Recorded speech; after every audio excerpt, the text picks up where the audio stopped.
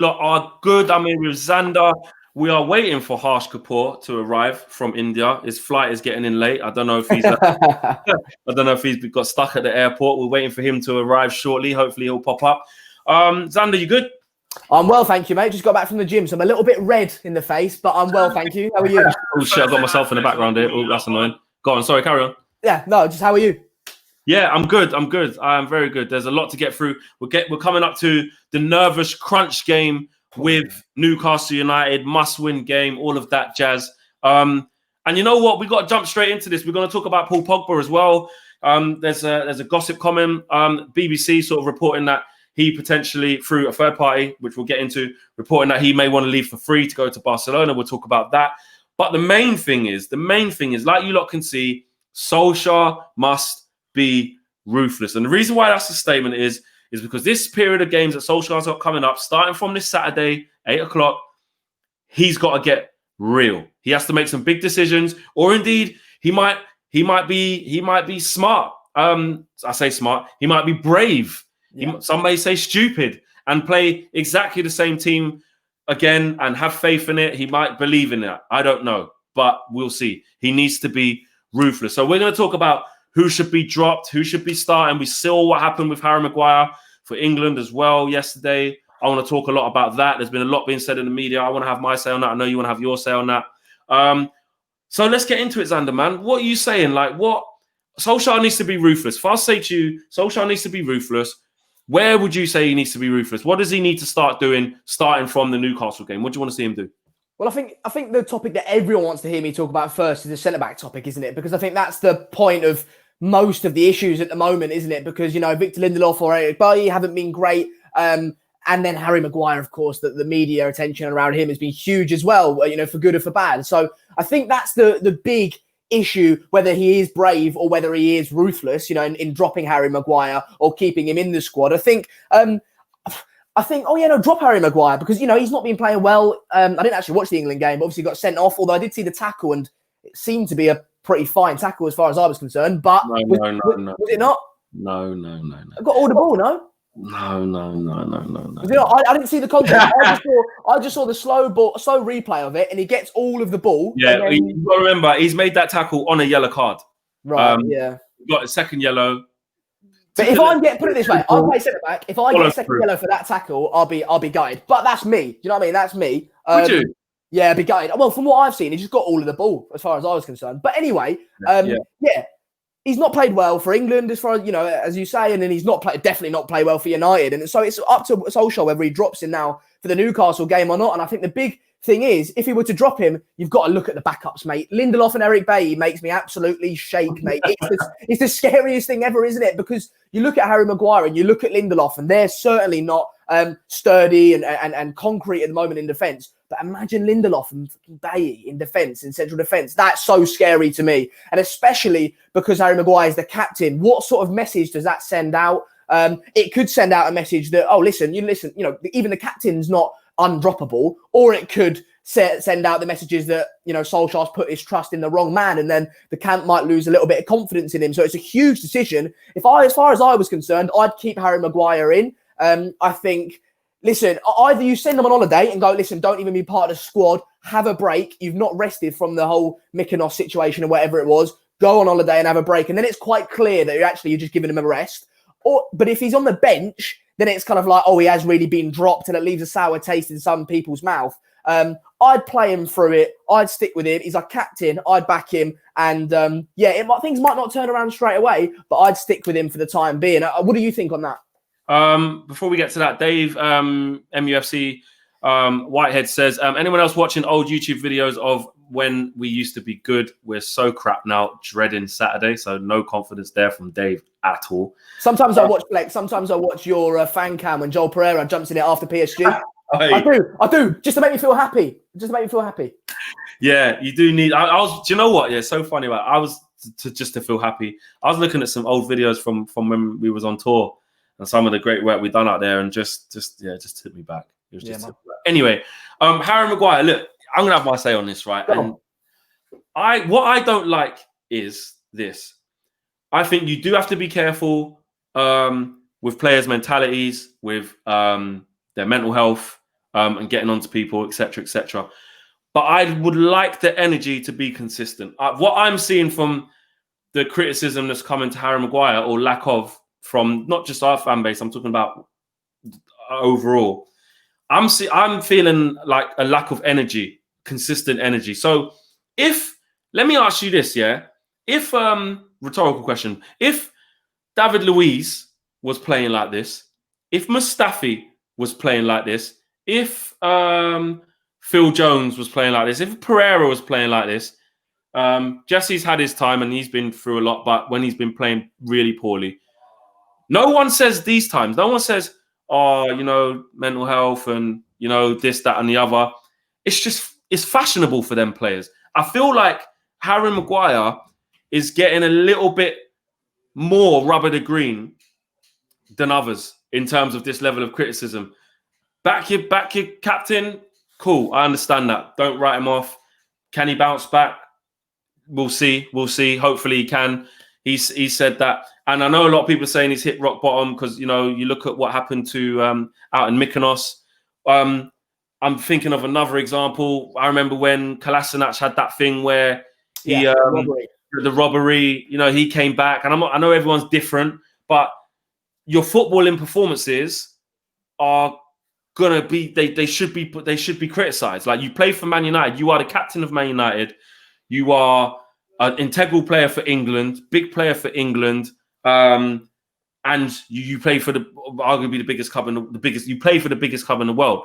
So when I saw Jamie Redknapp straight away, he's not just say he's playing really poorly at the moment, Ollie's gonna have to see where he fits him in, or he's got to get himself out of this.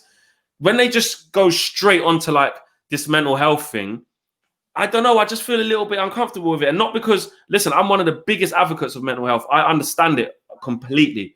And I know that sometimes things can get on top of players, but you can't play as badly as you've been playing like that and in the stature you are and not expect the criticism. And I just feel like some of the media were trying to do this whole it's just a rough time. And how about just saying he just ain't been playing very good and question his ability, just his ability, because no one's saying that to Mustafi because it's fashionable to laugh. When Phil Jones, it's fashionable for us to mug off Phil Jones now, when he's won Premier League title with us. Do you know what I mean? So I'm not saying Phil Jones should be back in the team. What I'm saying is that no one thinks about his mental health when everyone's laughing at Phil Jones, or no one thinks about Jesse Lingard's mental health a lot of the time until he came out and started saying what I was going through. No one's done that. No one thinks about Luke Shaw's mental health when they keep going in on him saying, oh, he might be over. And they're not even saying the personal thing about Harry Maguire. They're saying, I just think he's not very good, mate. He's had 80 million. See, he's just crap. They're doing it. They're not saying that he's fat or he's ugly or he's, you know what I mean? They're talking about his performances. So for me, I was a little bit, I want to see a bit of the same energy because I think we're allowed to look at his performances and go, you're Manchester United captain, these performances are not good enough. Just like when we go on to Lindelof, there's been loads of times when you say Lindelof, nah, mate, ain't having him. It hasn't got to the point where I'm going, Xander, think about his mental health though, mate. No, you're saying don't rate him. Yeah. I think that's a very convoluted situation because there's so many different aspects to it. I think just because people are talking about Harry Maguire's mental health and they're not other people doesn't mean that we should stop talking about Harry Maguire's mental health. I think it might be a situation where we need to talk about Harry Maguire's mental health, but also everyone else's mental health as well. Of course, you can't bring that in every single conversation. Oh, I think he was really poor on the ball today. Yeah, but think about his mental health, mate. You can't do that every single time. But I think the conversation around mental health is a good one. But I agree with you. I think on that issue, I think it's consistency that we need. But also, I think the difference in criticism between Harry Maguire and, for example, a Phil Jones, for me, separately from the mental health, is if Harry Maguire's been doing it for 10 years and can't stay fit for a season, then we can say get him out of the club and we can mock him. But Harry Maguire's been here one season and he can't do anything about the price tag. That's not him. That's United. That's Leicester. He can't. So you shouldn't judge him on that. I just think you should judge him independently from that. I don't think it's right to question his ability on the whole because I think he has been a great player in the past. And I think for England, he's done well. For Leicester, he's done well. He's come into United. I thought he started okay in the early parts of the season. but then as it went on, it got a little bit rougher. And then now we started the season poorly. By the way, like everyone at United started poorly, especially if you had on top of that the summer he's had. So I don't think it's right to necessarily question his ability. I think that's slightly disrespectful, but to question his form and whether he should be in the team or not, I think is absolutely just, because make no mistakes about it, he's not been good enough. So as far as that is concerned, I think it's absolutely fine. I'm like everyone else. I question his ability, not his ability, his performances, and whether he should be in the team or not. I think he probably should be in the team, probably only because we've not got many better players. But regardless, I think he should probably be in the team. But I think it's right to question his form, but not maybe his ability. And yeah, that's where I stand on that sort of thing. But yeah. From Roman Singh says, everyone makes mistakes, even you. I definitely make mistakes. We all make mistakes. I agree with that.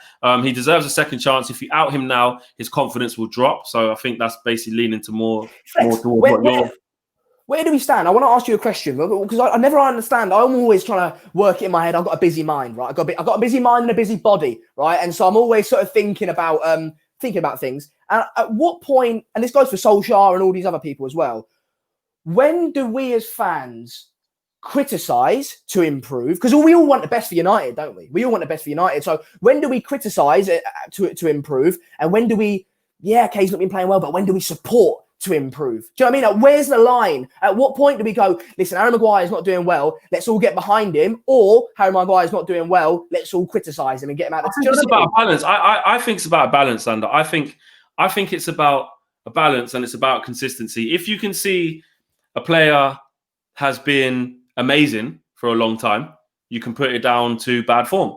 Like a good example, I know it's in a different context because of the years of service at the club, but a good example is like David De Gea.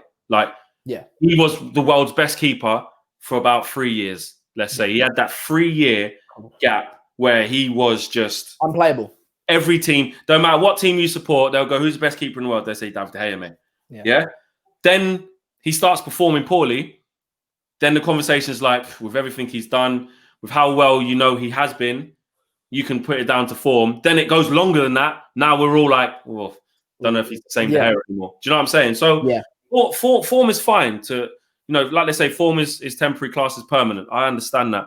But I think the problem that you do have, which it might not be Maguire's fault because he didn't pay the price, and he didn't choose to be the captain. But if decisions are going to be made at the club to invest in this player and put him on that pedestal, then unfortunately, whether we like it as fans or not, or whether Harry Maguire likes it as a player, you're now on that pedestal. Like, you've come to Man United, so you're on a pedestal. You're now Man United captain and you're on that pedestal, and you're now £80 million. Like, you might not have chosen them things, but when you sign for Man United or any top club in the world of football, you have to understand that if you go for a prolonged period of bad performances, and not even that, just to the naked eye where you might have appeared as something and then people start to formulate an opinion because of how they view football. Actually, even when he's playing well, I can still see this as a weakness or that as a weakness. You have to just deal with that. Don't get me wrong. I'm not saying he should be slated and personally attacked. Like, you know what I'm saying? I'm not about that. But like you're saying there, you have to be able to critique performances. Taj Stewart says, De Gea has a bad season. You want him dropped. Harry has a bad season and keeps messing up. He should be backed. That is a definition of English biased. Script says, absolutely nailed on the Maguire thing, Flex. I think Rojo deserves another go. He's not that bad at all. Personally, I'd go Victor and Rojo. Quite a lot of super chat. Mate, I respect the super chat, but can you imagine Victor Lindelof and Marcus Rojo at centre back, mate? It'd be crazy. That's not bringing stability, is it? It'd be crazy. Riley B says, but Lindelof and Bailly scares me as well. Riley B says, should we try and get Cody in January? Look, again, what happens is you think that because of what you got though so bad, you think someone else in decent form, which is like Maguire, you think is amazing. And do you know who it's like? And ain't that good. Chris Smalling's like that as well. Just because, he's gone off for a little bit and now he's gone permanently. He's gone off for a little bit. We've got really bad here. Chris Smalling's not that bad. When actually you forget that you've had him and everyone wanted him out for a little bit, Anyway, that's it. I've been acting into that Ricky thing all day. I know, I saw you early. You've been nibbling all day on that. Yeah. Kevin says, sorry, Maguire's form since lockdown has been poor, as has Pogba. Both should be dropped until their form returns. Bruno should be captain. Big up to Michael Forrester for the contribution there. And KA says Harry was poor even before Mykonos. Okay. Louise and Mustafi have won trophies yet get rinsed. Let's cut the excuses. This is also why we are where we are. And you know what? That might sound ruthless from KA, but this is what I mean about the context. Like, we laugh at Phil Jones and that, yeah, because of, you know, Calamity Jones, and, you know, he's not going to They're worse players than Harry Maguire. No, I'm not. No, let me finish. I'm not saying that. But what I'm saying is they've achieved big things in the game. David Luiz, I laugh at him when he makes mistakes and stuff. He does absolute nonsense sometimes. But a lot of the time he plays quite well. And guess what? His CV is mad. He's won pretty much everything there is to win in club football. So he comes with a way better CV. But then these guys get laughed at and ridiculed with their bad performances. But Harry Maguire, we have to go, oh, just, you know. Why do you think that is? Why do you think that is? I don't know if it's only just the English thing, the British media. I think that is a part to it, because we have like media darlings in our country, and the way that the media report on them, 100%. And I think it is to do with that. David Luiz, Brazilian, he's got the hair bouncing around. It's just, oh, what prat. Oh, yeah, look, he's tripped up someone again. Like, what a clown. When by and large, like, yeah, you got them aspects of his games, but he's got other quality parts, and he's been part of many successful teams. Do you know what I'm saying? So the energy isn't the same all the time. Is it so that's almost like, this is a little bit deeper, right? Because this is sort of getting into socio-cultural sort of issues. But if it comes from the media, and do you think it's conscious at that level, and then does it become subconscious? Because for me, let's say, for example, I fall wholly into that bracket of criticizing the foreign players or whatever, and backing the English ones. Let's say, for example, you know, I'm not doing that consciously. Am I doing that subconsciously because of what I'm being fed from the media? I can't tell you what you're thinking, why you're thinking it, but I can agree that subconsciously that happens. You might be. Of course it does. Everything. Listen, whether it's, forget even the media, even social media. You can go on Twitter and start seeing a common opinion about a player, and it becomes your opinion just because you keep seeing everyone say it subconsciously. Like, you've got it in your head, like, oh, you know what? Nah, but everyone rates Wan-Bissaka. Everyone rates Maguire, so he must be good. Whereas if you're one of them people who really look at ball, really look at the player, you can go, he's all right. He's okay. It's not amazing like all these people are saying. Do you know what I'm saying? Yeah. Daniel Luciano says, this is a chance basically where we can drop him without writing him off. He clearly needs a break or something. Xander, you can support him and not start him. That's a good, because you know what else as well there, Xander, and then to hand over to you. You can, what Ollie has got to kind of set a precedence, like a standard. Do you know what I'm saying? So if you're the manager of somewhere, there is a balance of putting your arm around someone and saying, all right, cool, you're my guy, I got you. But if you've done that 4 or 5 times now, all right, mate, do you know what? To protect you from yourself, just take a little time out. Just, do you know what I'm saying? Yeah, I think my argument with the Harry Maguire situation, and I agree with you, and I don't have necessarily, and this is not maybe the best thing to say on here, but I don't have a 100% devoted opinion, and I'm actually quite like that in general life as well, because I think there's good points in everyone's arguments, you know, and it's trying to pick little bits from everyone. And I think on one hand, I agree, Solskjaer should set a precedent, and he should set a standard where if you fall below that, you know, regardless, you're out, and someone else is going to come in, and listen, you might get another chance later, but you know, that's the standard. But then I also think in a time of such instability at Manchester United, to drop your club captain for right or for wrong, to drop your club captain for a player, whoever it may be, Rojo, Jones, Bailly, Twanzebe, whoever it is, they are not going to bring more stability to that defence than Harry Maguire at the moment. And Harry Maguire has got stability.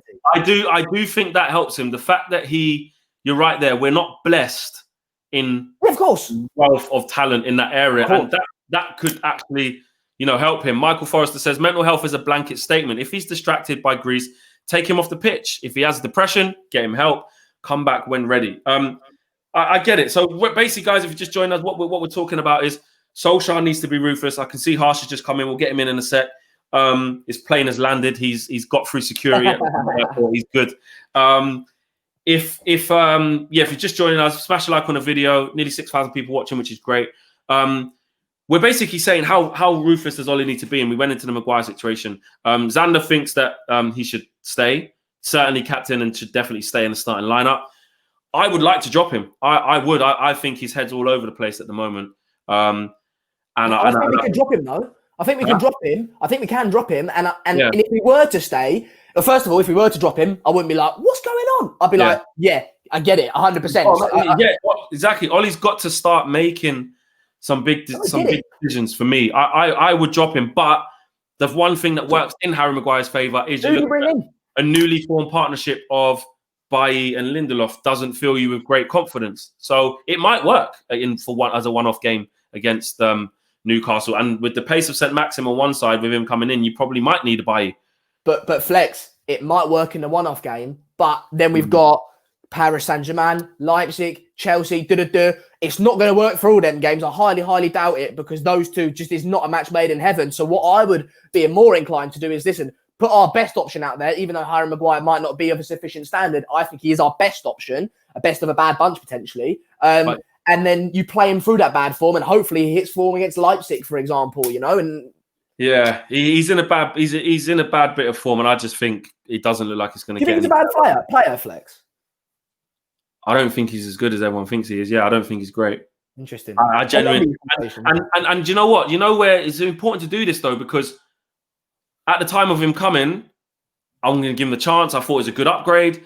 You can, like, everyone wants to know things there and then, so that you can have 100% opinion. Earlier you said you don't really have 100% opinion. Yeah. I think you can have a 100% opinion as long as you don't convince yourself that it's fact. So that you're open to basically receiving new evidence once you've had a look at someone and go, actually, yeah, from first thought, I thought this player was X, Y, Z. That's me. But now I can see they're actually not. Because sometimes the only thing that can prove that to you is time. Like, do you know what I'm saying? Yeah, all right. Barring buying Lionel Messi or bringing Ronaldo back, he's 100% going to score goals. Yeah, cool. You can say it for Messi. But with most players, especially in this era where we celebrate a lot of players because the era is shit compared to what it used to be. Yeah, I think we get sucked into saying all these players are sick. This player's sick just because they had one decent season at Leicester. You know what I mean? Like, he's good at Hull as well, wasn't he? He's okay at Hull. He's okay. Yeah, Robertson was good at Hull, but then kicked on. You know what I'm saying? Like, I'm not saying Harry Maguire's an awful player. I'm just saying he ain't as good as we all thought he was, and I think we're seeing that. I like, just before we bring Harsh in, we'll bring Harsh in now. Harsh, how you doing? Hey man, sorry about the delay. That's all right, man. I don't know. I said you probably got stopped at customs and stuff. You know what I mean? It's Heathrow and all that. It's the COVID testing. Okay, no, it's good to have you, man. We're going to get straight to you in a sec. Rock says, I like this. If you can't be dropped from the team because of your mentality, maybe you aren't ready for this level. Competition is a given.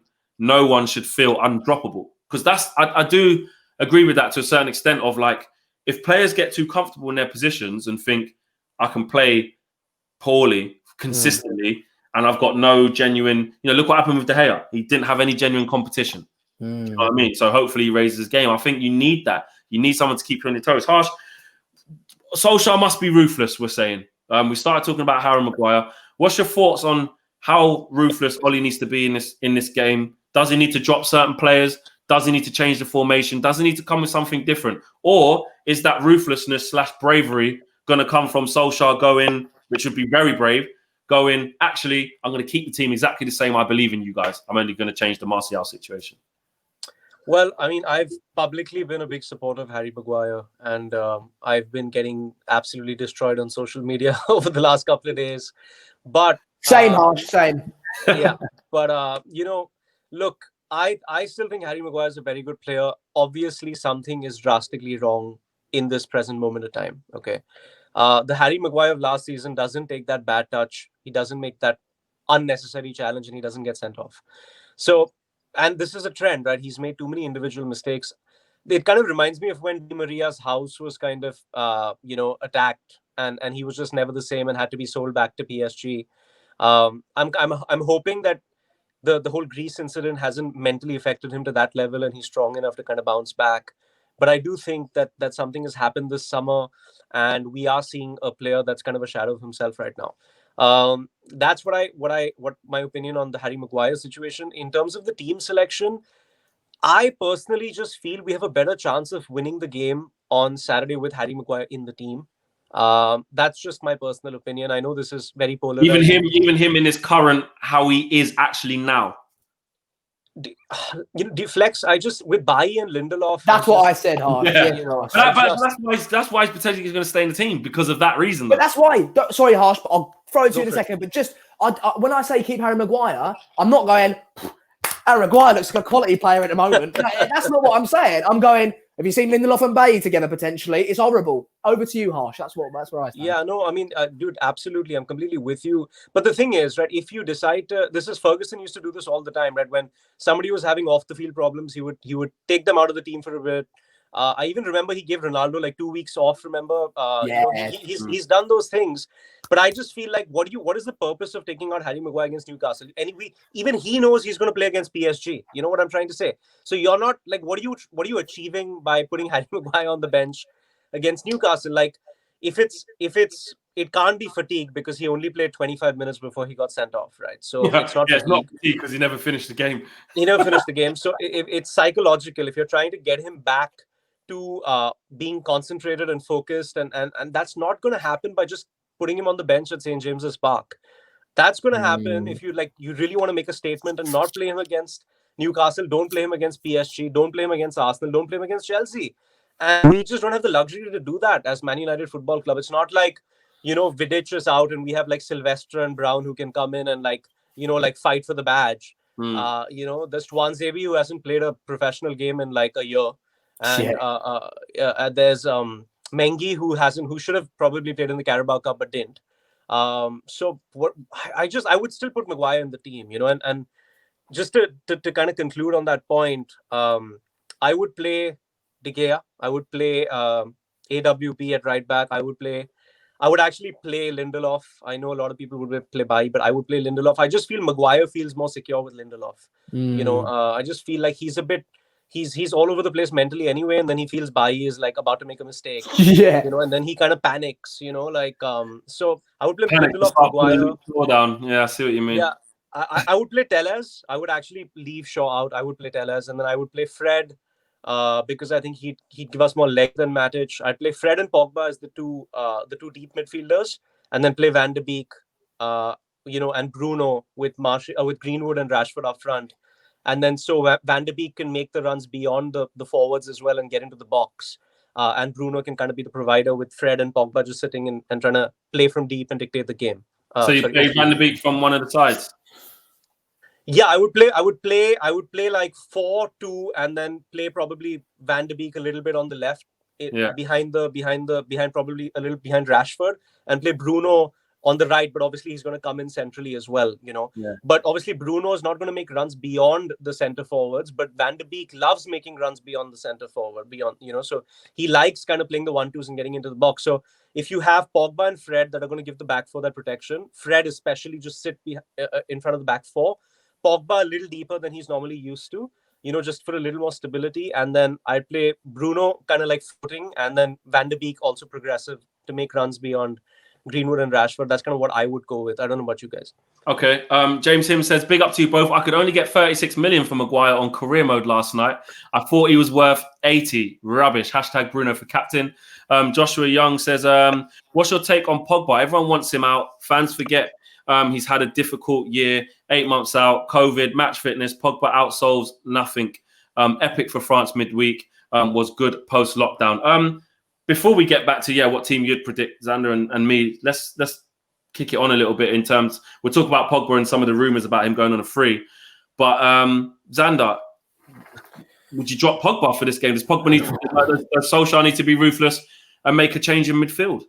Do you know what Solskjaer can do? And I don't think this applies to Harry Maguire, because Harry Maguire, he's just, no matter what, he's played him every game. Do you know what I mean? So if he drops him, then it's a statement. But with every other player, you can go, busy period, lads, busy period. He goes to Pogba, he goes, Paul, busy period. PSG's you. It's all you. Do you know what I mean? And so you can drop him. You can drop him. You're gassing him up. Mate, you was in the stands last time with PSG, and it's going to be you this time. Yeah. You can. But if let's say you want to take someone out the firing line, listen, you don't want to be fanning about at St. James's Park. PSG's all you. Do you know what I mean? You can do that, and then if you don't want to play someone PSG, I'm resting you for Arsenal or Chelsea. Do you know what I mean? You can do it like that. So I think he's got that luxury in a sense because it's a busy period. You can switch people about like that. But in regards to Pogba against Newcastle, it is pissing me off a bit. I'm not going to lie because I've just not seen enough from him in a United shirt as of late. But if we were to play him again, the same with Harry Maguire, I probably wouldn't start Pogba because I'd like to see Van De Beek given a run out, right? But if he starts Pogba and he plays Van De Beek against PSG or someone like that, I absolutely get that as well. You know, I think either way, that's an understandable thing. I just don't really like Pogba in that position. And for me, Pogba, what we saw for France, you know, that goal where he lovely ball over the top, that ability has never been in question for you, Pogba. Pogba can do that all day. You give Pogba space and time on the ball, he's doing that all day, every day.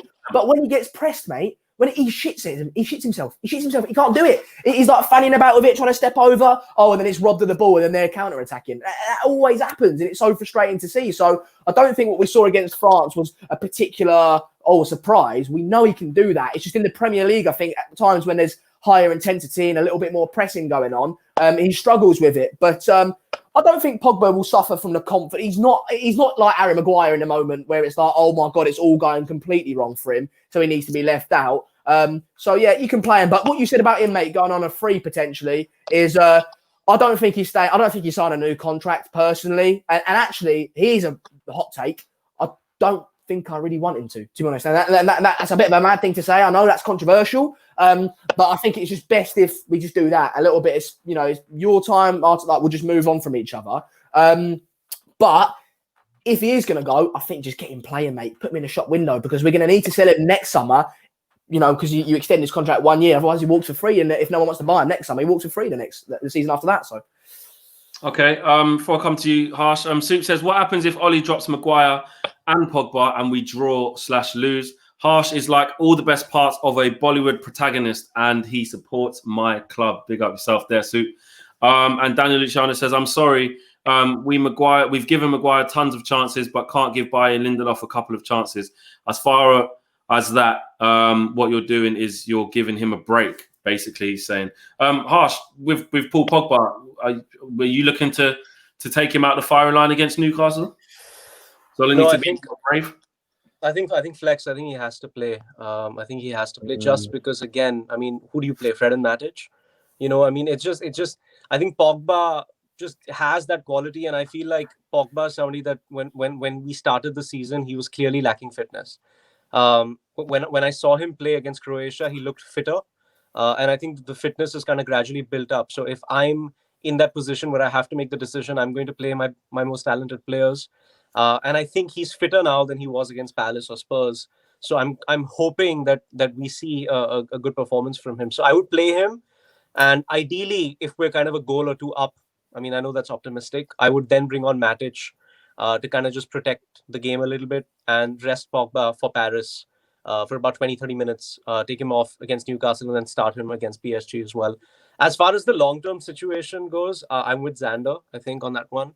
I just feel like he's an exceptional player and we're a big club, but I think Xander's right, man. He's the kind of player that maybe needs a little more time on the ball. You know, I agree with the whole pressing. Like in Serie A, he played in the 3 with Marchisio and Pirlo, you know, and so they did a lot of the work and he had a lot of time on the ball. And Serie A, you kind of do have a little bit of, it's not, they don't press as high. It's slower, isn't it? It is, you know, and so he can kind of dictate the game and stuff. And Fabrizio kind of came out and said he wants to go back to Juve. I wasn't really surprised. No. Because, you know, honestly, we're in a situation where we need people that are going to constantly fight. You know, like Bruno is a fighter, man. Like he's not going to fucking like take, sorry, my language. He's not going to take it. It's nearly past the watershed, mate. It's fine. He's not gonna kind of take it lying down. I just feel with Pogba sometimes he's like, if the team's playing really well, I'm going to play well. Otherwise, I'm kind of looking for an escape. You know, and like, it might be controversial to say that, but I think, you know, I'm a big fan of Jack Grealish, man. I'm a big fan of Jack Grealish, and I know a lot of people, you know, like tweeting me saying he plays off the left. He plays off the left because he's at Villa and they don't have good attacking players, you know. But if you put him in a team where you've got Marcus Rashford, he ideally likes to play as an 8 or a 10, you know. So I'd try and cash in on Pogba. You know, ideally, I wouldn't want a player of that caliber to leave on a free. So I would extend the contract. I would take the 1-year option, and then I would kind of let him go unless he's absolutely determined that he wants to make it work. So it really depends on him. But if I could, I would sell. I would get Grealish. I would invest in another number 6, a CDM that can really has legs and can work hard and can retain the ball, so he can let Grealish and Bruno kind of play. That's kind of my opinion on that. Okay. Jermaine says we decided to sell Lukaku because he wasn't a Man United player, even though he has proven more in his career than Maguire. Fact is, Maguire ain't a United player. He's simply not good enough for United. Leo says Xander would be way too nice to be United manager, worse than Ollie.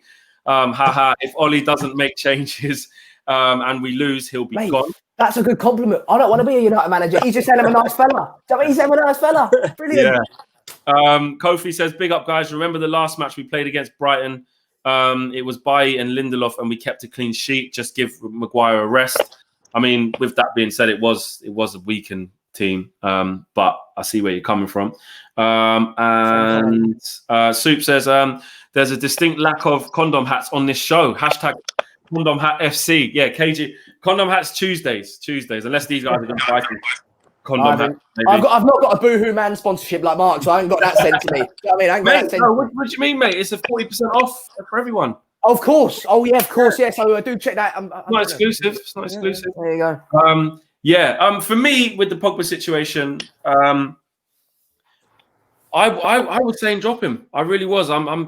For me, the problem that I see, right, is only because I don't see the midfield working with Pogba and Bruno in it under this manager. This is what I'm saying about not being afraid to kind of ask yourself them questions as a fan that you don't want to ask yourself. So when Bruno's coming in and Pogba was injured, obviously we're all getting gassed. We're all saying, oh my God, Bruno Pogba link up's going to be immense. It's going to be mad. Like Bruno's going to be doing a madness, linking up with Pogba. It's going to be crazy. I put up a couple pictures about it as well. I was gassed. That's I'm a fan, yeah?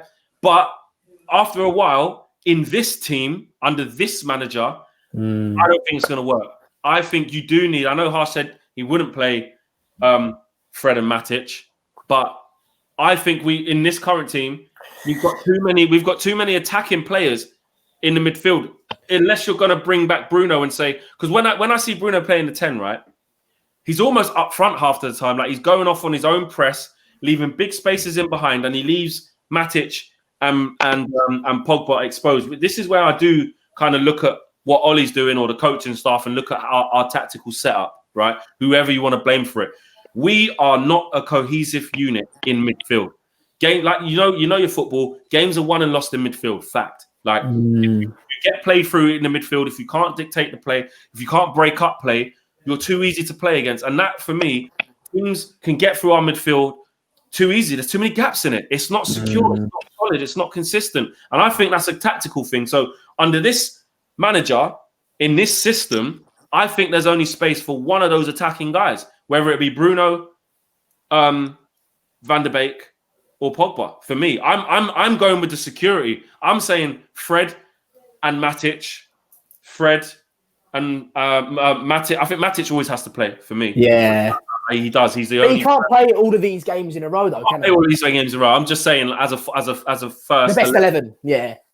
But I just think maybe like what Harsh was touching on there, Bruno out on the right, or Van Der Beek out on the right, or on the left. I just want to see Ollie be a bit more inventive, because for me, like I said, in this system, I think a different manager might be able to make it work. Maybe he might make it a flat 3 and say, right, I tell you what. Bruno, you go to the right as an 8, which way you played for Portugal. He played in a 3-man midfield, just a flat 3. Pogba, you go to the left of it, and Matic, you stay in the centre. Maybe that could work. But as it is with Pogba and Matic in the double pivot, and Bruno at the top of that diamond, just going off and doing what he wants, because that's what I'm seeing. I'm seeing Bruno having the final say in games, and like he's having an input. By the end of it, he might have a cross that leads to a goal. But in terms of our shape, like I see a player in Bruno who's, I don't know whether it's because he's doing it by himself and not listening to instructions, or whether Ollie's saying go off and do it. He's just going off and doing his own thing in terms of our shape. How about this?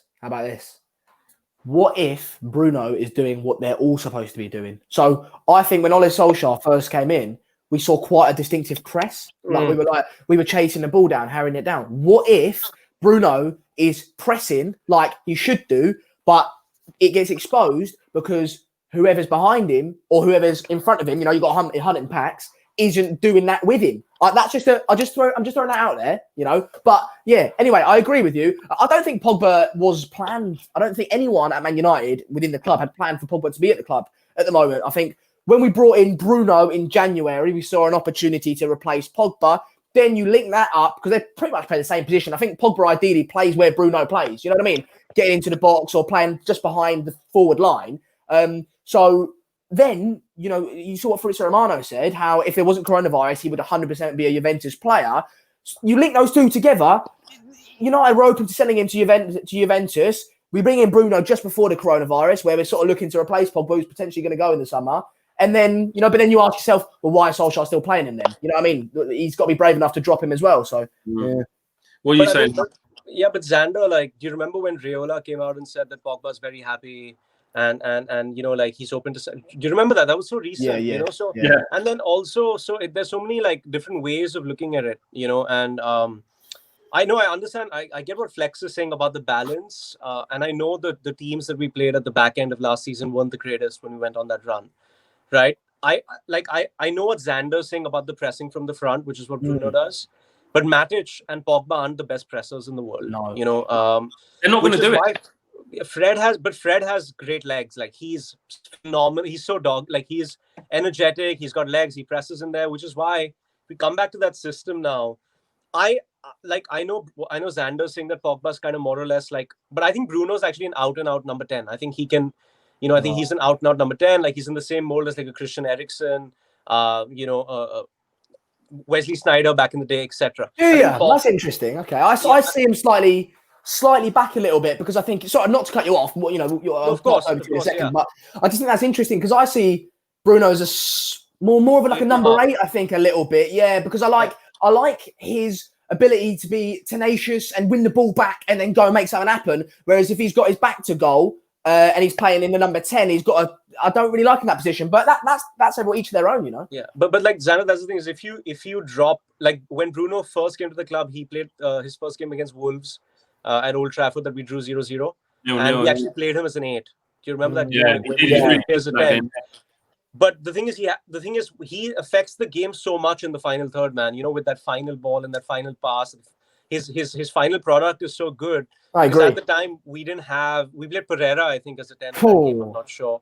But I think that he can really make that fine. I don't think Pogba's as good as a 10. You know, I think he's more of an 8.5. I don't. He's not a 10. Yeah, he's not a 10. You know, so I think what I'm saying is I think the Martial suspension and the Cavani absence gives Oli a really good opportunity to almost try the system. You know, because if he tries it, people will say, oh, he didn't have Martial, he didn't have Cavani, so he had to play Mason and Rash, and he had to kind of try and accommodate Pogba. And, you know, people won't like call him out on it, so this is a good option to actually do it. So if you play Fred, I say if you play Fred as like the deepest lying midfielder, which is kind of what we did against Sevilla, right? So just imagine that Fred is like the deepest lying CDM.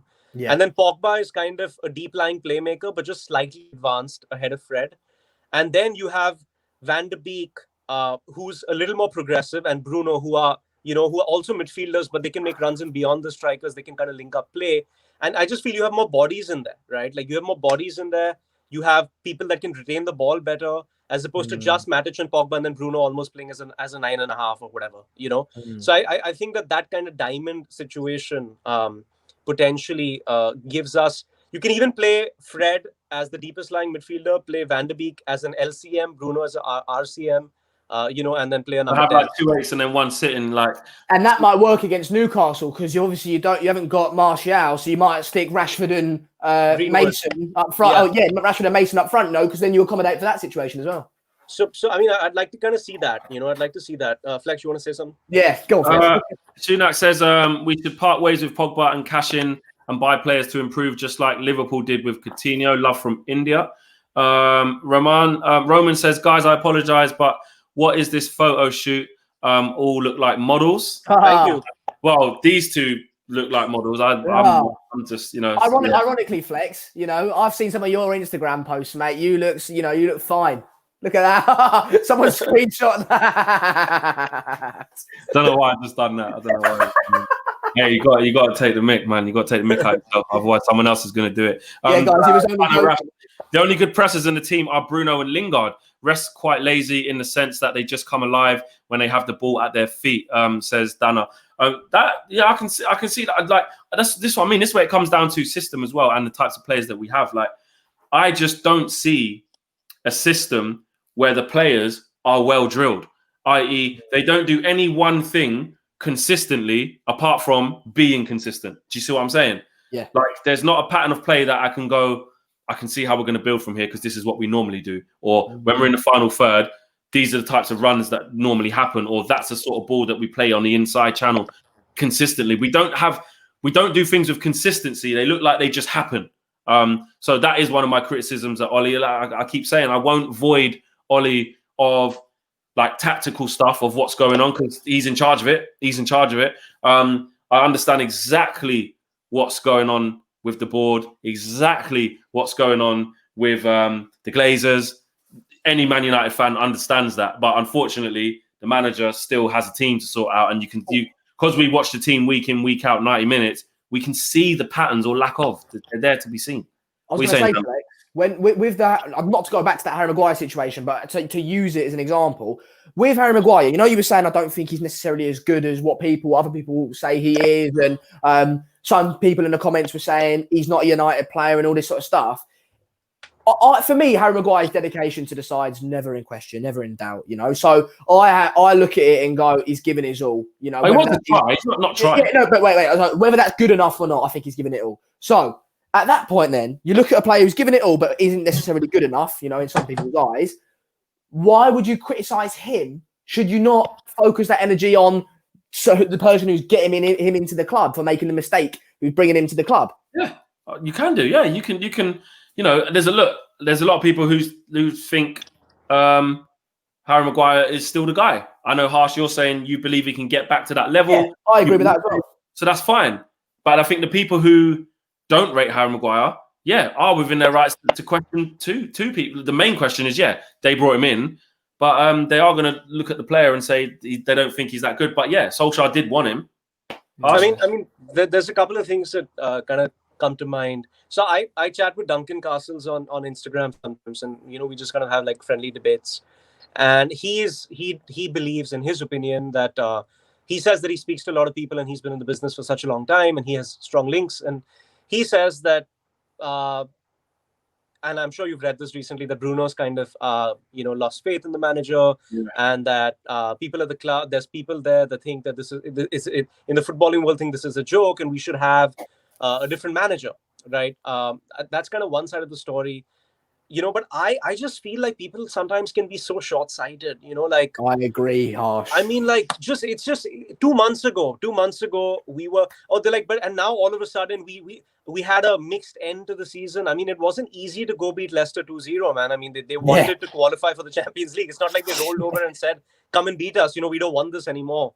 So I just feel like, even in entertainment, I feel like, this is maybe a weird analogy, but you can do a film and be a great actor, and then another film doesn't work, and you're all of a sudden you're no good anymore. So I think it's a little more complicated than that, and it's a little more nuanced than that. I think also football is an emotional sport, right? So we watched United under Moyes and Van Gaal and Mourinho, and honestly, like they didn't even look like they didn't even look like they cared. You know what I'm like? They did. A lot of those players have an emotional attachment to this manager. I'm 100%. My instincts are telling me that they do. Yeah. I think what happened against Spurs was a calamity. And I'm not saying that we got down to 10 men and we should have been more organized even with 10 men. We should have played better with 11 men on the pitch. But it's sad, but those things happen. But what are you going to do? You're going to sack Ollie? Are you going to get in another manager, go on a run, lose 4 or 5 games and call for his head?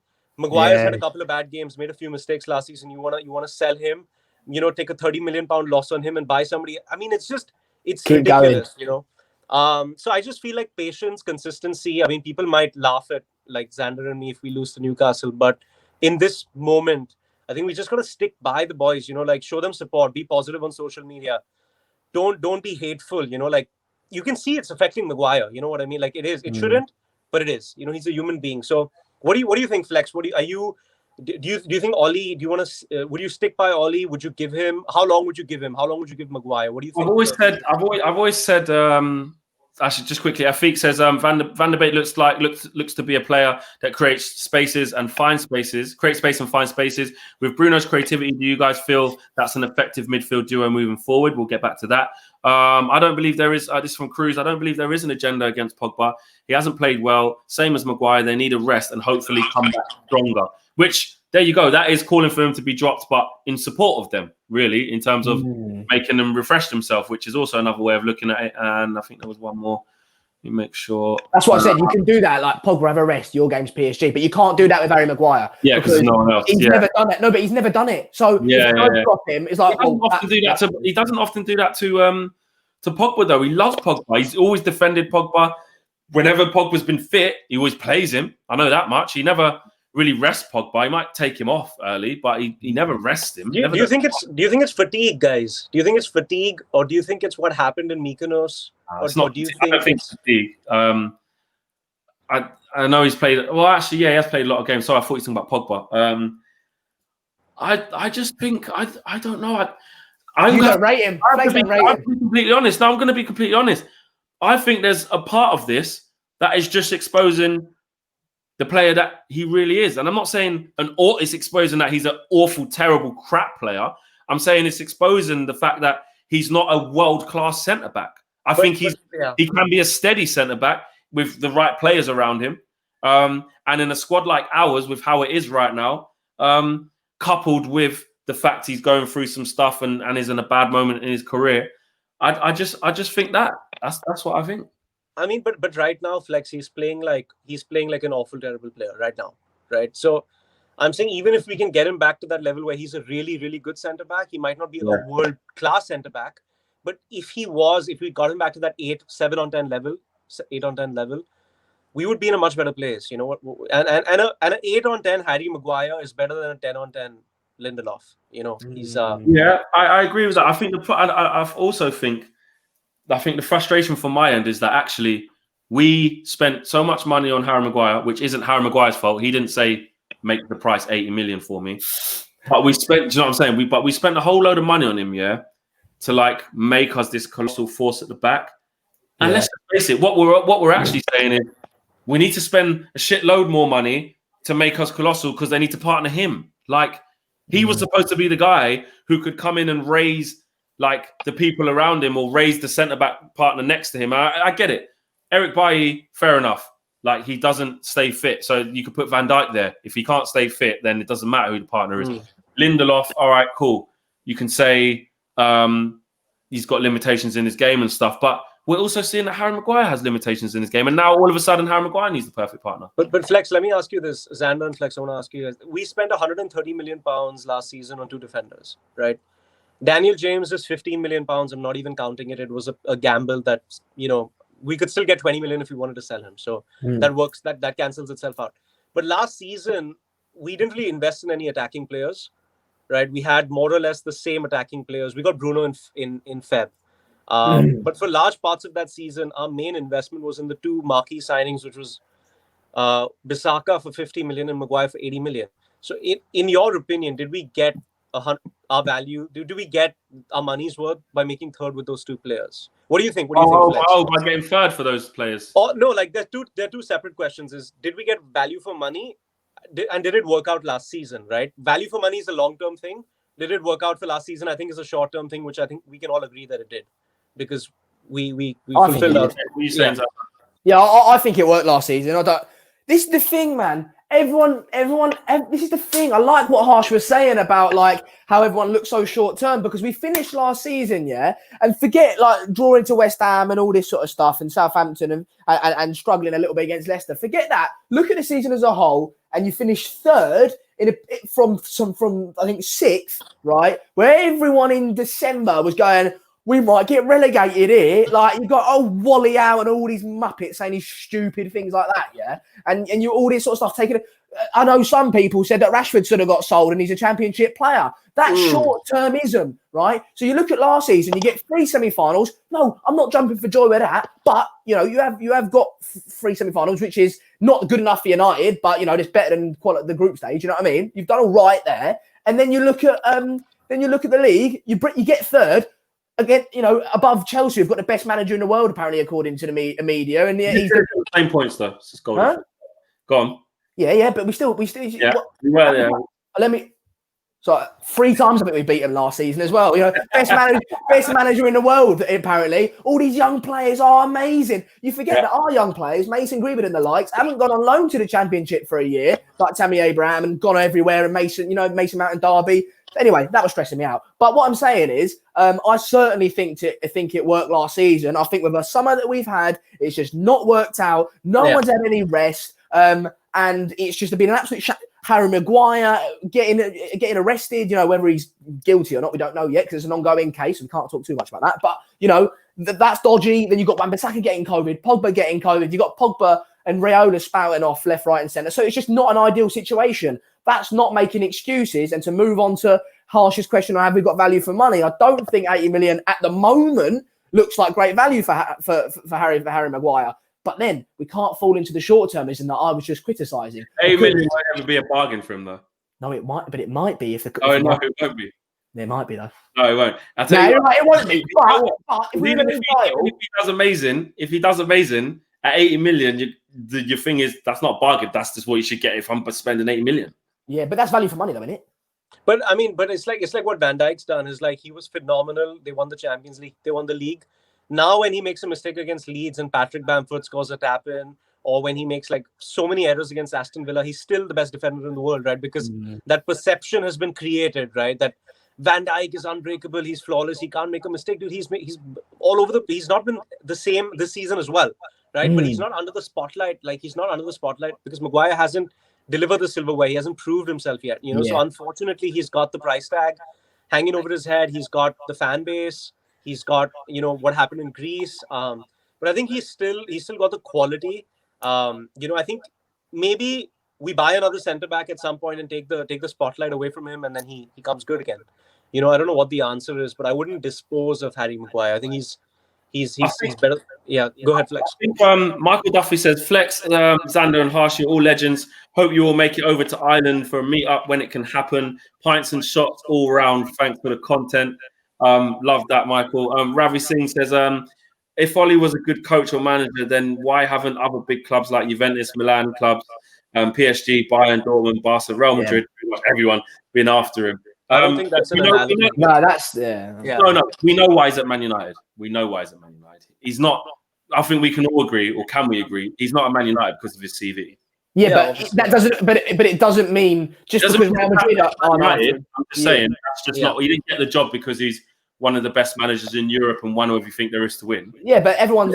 I won't say that. I'll say everyone's waxing lyrical. I was going to say another word, but another couple of words. But waxing lyrical about Arteta at Arsenal at the moment. He's only at Arsenal because he paid for him. He wasn't even a legend for him. Real Madrid aren't going, oh, let's go get Arteta in, are they? They're not. Experience. But Oli has been managing for a long time.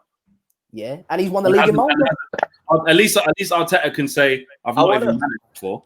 They ain't even managed before.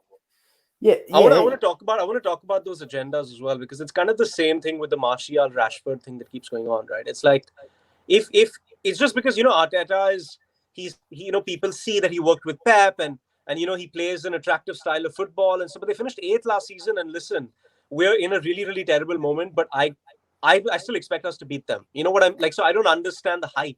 I really don't get the hype. I even Lampard's had so much forgiveness from this press, man. It's unbelievable, man. And it's like the Scholes Martial thing, it's completely out of line. Why would you, go ahead, Xander, go ahead. Yeah. This all ties in. It's so beautiful how this show works, isn't it? This all ties into what me and Flex were talking about before you joined, Harsh, about the English thing, the English bias. Is it because Arteta, born in South London? No, but you look at Lampard. Not born in South London. no, but I'm obviously taking a piss. But you look at Lampard. He's English. So does he get favoritism because he is English? Whereas you look at someone like Solskjaer, I know Arteta's an anomaly, but you look at Solskjaer and does he not get the the praise from the media? Like balance thing though, it's a balance. For me, I don't know if it's because I separate my opinion a lot of the time from mainstream media, and I just look at things myself as Flex of what I think of making the situation. Lampard hasn't done anything in managing. Yeah, And the reason why, he got the Chelsea job is the same reason why Ole got our job. He's a club legend. Yeah? That's the fact. That's why they trusted him there, because he didn't even tear up trees at Derby. He got them to the playoffs and then they lost. Beat us. Beat us, yeah. He came and schooled Jose, didn't he? Yeah. But what I'm saying is, but then after that, in his first season of managing with no money, and he played all the kids, he got fourth. No, but he didn't have no money. No, but he didn't have no money. He couldn't buy them. He did. He bought Kovacic and Pulisic. Yeah, but he never bought them. The Pulisic was there already, and then what I'm saying is they had a transfer ban for a year and a half. But he basically, but what I'm saying is he got an objective for Chelsea, like Ole got an objective for us. Like he got it. But the thing what you were saying about when you was like, well obviously we finished third, like we finished this, like we're better than all these things. But it's sometimes I think you have to look at the context sometimes, because we got exactly the same points that we did the year before. It's just that amount of points gets you a different finish, a different year, because the league was bad. Because because literally the year before, Xander, it's true, we got 66 points, but we finished sixth. So that means 66 the next year gets you fourth. That means the league's got worse. So if we get 66 points again this year with everyone else strengthening, do you think that's going to get us fourth? No, but Flex, in the 99 season, in Jose, when we finished second, I think we had 82 points. I think it was. We got more points in that season than we did in the 99 season. So does that make that team better than the 99 season? Yeah, I mean... No, because the 99 thing, they won everything. Yeah, but what I'm saying, you can look at the points. We didn't win a damn thing. Yeah, but Flex, we've won leagues with 75 points. We've also won leagues with... It's just... when you could, but you can't win that now. Now to win the league, you need 95 plus. So maybe not this season. But what does that tell you? That tells you that last season we were competing with two of the best teams probably maybe in the history of the Premier League. Like they were just so phenomenal. I don't think again what Xander's saying is, I think this season is such a tragedy the way that we started it, because honestly, man, had we got that summer right, and had we, because everybody's openly talking about it, right? Like Luke Shaw's coming out about it every 5 minutes and talking about how indirectly Ollie wasn't backed, right? Bruno is kind of like there have been rumors about how he's not happy that the signings haven't matched the ambition that the club promised him. So what are these players doing, right? They're kind of putting feelers out there that, look, we like the manager, but you didn't back him, right? And that kind of filtered through to us, and now we're in this position. It's not an excuse, but you're telling me if Jadon Sancho and Jack Grealish walk through that door in early August or whatever, I don't even early in the window. Yeah, everybody gets a lift, man. Everybody gets a lift. They come out there. You don't play Daniel James on the right.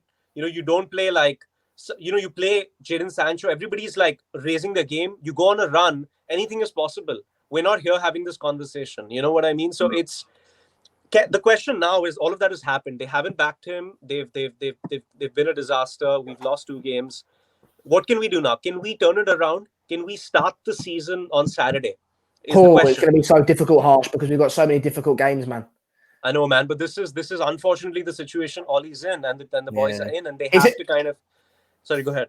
It's a difficult moment, but it might be the best moment, because if there's anything that's going to change the season around, it's going to be go on a decent run in this period, and everyone forgets it. Yeah, 100%. Okay, I want to ask you guys this question. We have 21 points, right? We have Newcastle, PSG, Arsenal, Chelsea, Everton, Istanbul, and there's another game in there. I can't remember what the other game is, but Leipzig, yeah. So 21 points. How many points would it take you guys? I mean, I know Xander backs off, but what is a return from those games that will make the fan base and social media turn around and say, oh, he is the right guy for the job? That question comes in from Noiseek, and basically say, how long do we keep backing Ollie? If we lose 4 of the next 5 and the 16th, is that still on the board? We didn't get Sancho, but still have top 4 quality. So it's interesting. We have run a little bit over, so we need to wrap up. But quickly, Xander, kind of answer Harsh's question there. What are you expecting out of them next 7 games, and what do you think that'll mean? Oh, that's a different question to what Harsh asked. But yeah, what am I expecting? What Harsh asked? Answer. Yeah, what Harsh asked, how much would it take me to back him again and forget, or to not? I think I care more about the Premier League than I do the Champions League. So I think the Premier League games are very important. So you've got to win those Premier League matches and get yourself up in the league. Champions League, listen, if you lose them and you win the in the Premier League ones, I forgive it. I'm fine. It's not great, but I forgive it because we need to kick on in the Premier League. If it's the other way around and we do decent in the Champions League, but we lose every Premier League match, I'll be gutted and I'll be really, really, I'll be in a bit of a despair. So that's to answer that question. What do I expect? I don't know. I don't know. You can't predict it. Pointless answer. All right, bloody hell, then, Flex. I actually expect us to do all right. I think. Well, I'll tell you what. There's 1, 2, 3, 4 in that hard run. There's 4 Premier League games. Yeah. What are the games again? How many out of 12 points are you expecting? How many out of 12 points? Maybe like 7. Okay, so 7 from Xander. Harsh, what are you saying before we wrap up? So it's Chelsea, Arsenal, Everton, and who's the 4th game? Newcastle. Yeah. So I think we'll beat Newcastle. I'd like to see 9 points from those 4 games. Yeah, I'd like to see 9 points. I think we'll see. I'd like to see 9 points, but maybe we get 8. Maybe we win 2 and draw 2. But I think 8 or 9 points is a decent return. And then even if we lose we can go and lose to PSG really quickly. We can go and lose to PSG as long as we show up, right? But we have to beat Leipzig. Or we can draw both games. But 14 points out of those 21, and I don't think anybody can complain. Okay, guys, we've come to the end of the show. Great show. So much, so much opinion. This is what it's all about, man. There's going to be a tough period coming up for Solskjaer. Tough period for these players to get confident and get some points on the board.